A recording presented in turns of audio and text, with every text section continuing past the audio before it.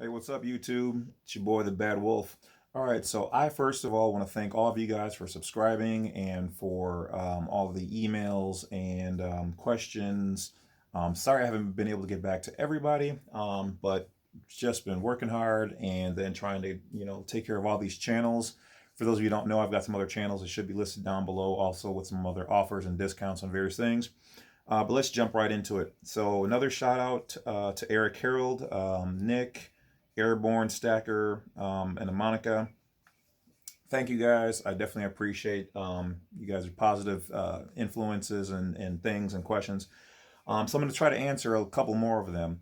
All right. So when you're doing your DS-11, these are the top questions I've been getting.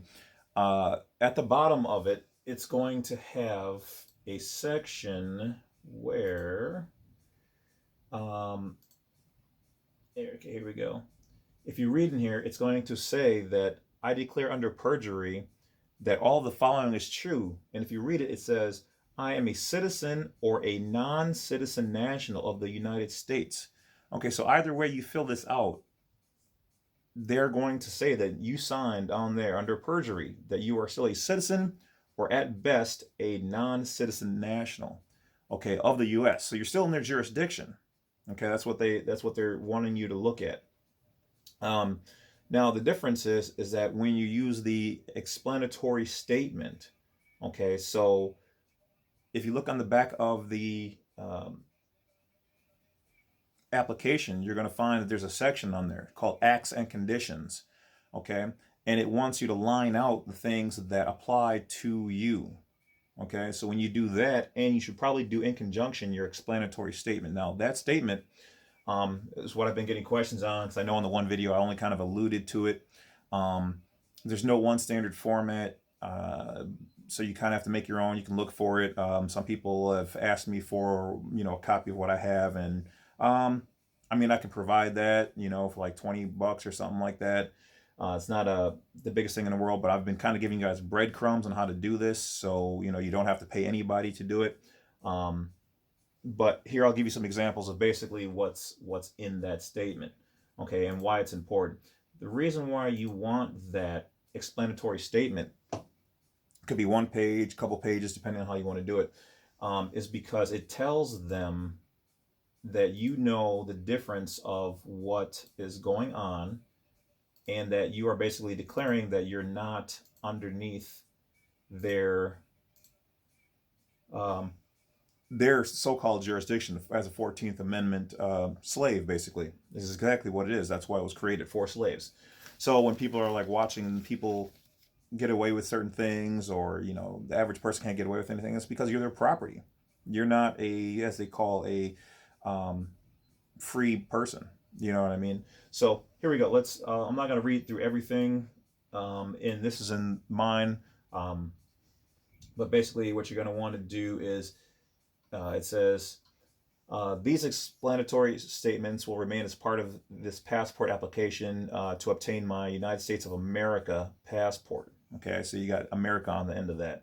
I'm enclosing my previous passport and passport authority because of the application errors. So this is going to be an update to my citizenship, okay, in the United States of America, USA, as a national by 8 USC 1101 A of 21.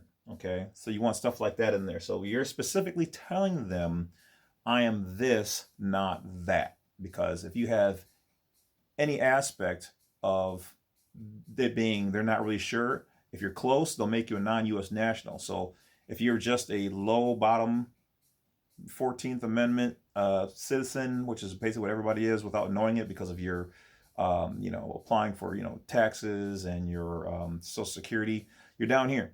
Okay. You're rising when you become a non-U.S. national of the United States, but you're higher, okay, than a standard 14. So they'll mostly leave you alone, but you want to break through that by declaring it specifically. So that's what a passport explanatory statement is, and you attach that. Keep it loose until you get to the application place, and then ask them if this is my explanatory statement. Do you want it stapled? Do you want it, So that way you don't get like denied or say, oh, you can't attach that. Just, put it with it and then do as instructed with them. Okay. So in this, basically, I talk about my allegiance is to, God and to the state of Wisconsin, which is where I'm from. So obviously, if you make yours, put it to your state because you're trying to become a state citizen, all right, or a national of the several states. So you're going to specifically mention your state. All right.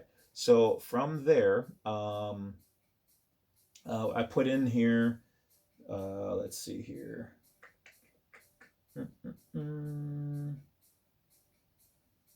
I believe that the passport application form is an error as it requests a social security number under the authority of section 6039E of the Internal Revenue Code 1986. Okay. And then basically I tell them that even though I have that I am only the authorized agent of that all caps name and I assume no responsibility. All right. So moving on. Basically, just talk about I was born in my city and state in America, and that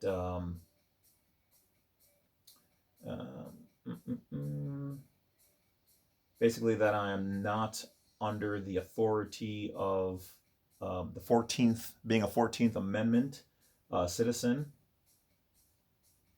And then I cite some, some of the cases in there. And then the definition of a 14th Amendment citizen and how I do not qualify as such.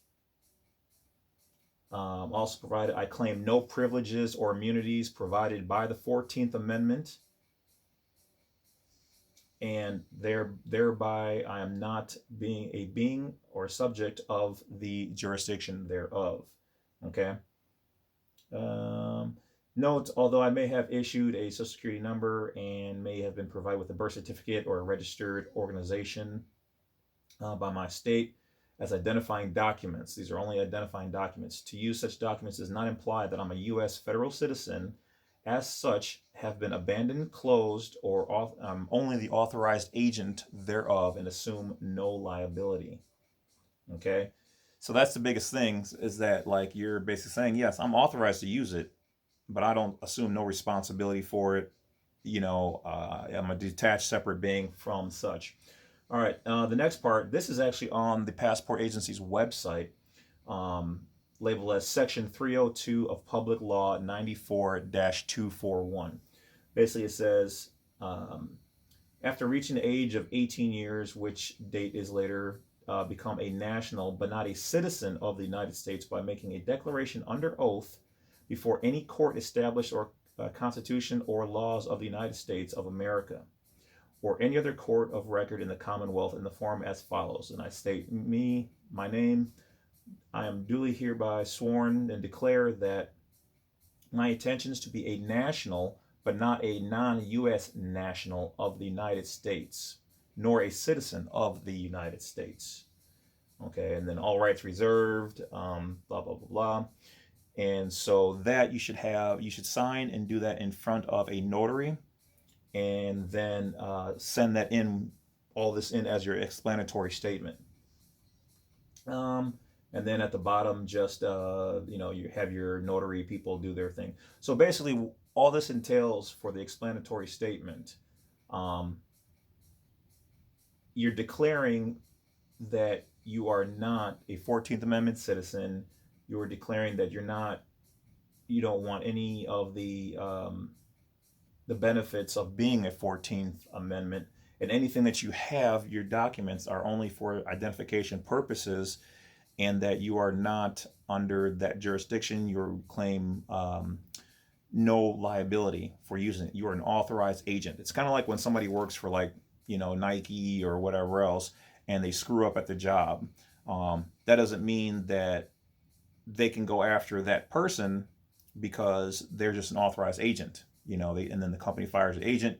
Sorry, our agent screwed up, but they don't assume full liabilities for the company. Okay, so that's basically what you want in your explanatory statement. Sorry, I screwed that up. Explanatory statement. You want to look and check into your acts and conditions on the reverse side of the application, and see what applies to you, see what doesn't apply to you. Make sure you've got your, of course, your fees, your pictures, all that kind of stuff. Yusuf L kind of went into the, I think it's the do not detain list or the silver bullet. You can look those up on here and find his information. Like I said, everything on there was good. I don't think he talked about the explanatory statement and crossing out the back parts on the application. So those are the key things that you guys need to do in order to put in your passport, so that you are removing yourself from underneath that jurisdiction, that control. Like I said, doesn't mean you can't go around breaking laws, but it does mean that you're not underneath like their fake, or I shouldn't really say fake. How about their belief system, I think is what the one lady called it that I was studying some of this from. So, you know, basically being pulled over for tickets and little things like that, you know, a lot of things go away, you know, prior problems and situations because you're no longer in their belief system. All right, so that's pretty much about it. You can find a lot of information, like I said, with Yusuf L's information on how to fill the passport. One of my videos on here also I talk about how to fill it out. And there's other tons of samples on there. And so you guys should be good. So hopefully that clears up some more questions. And I'm over and out. So stay around, check out some of the videos. Should be popping up after I'm done here. Don't forget to support, bell, like, and subscribe. Talk to you guys later. Enjoy the rest of the day.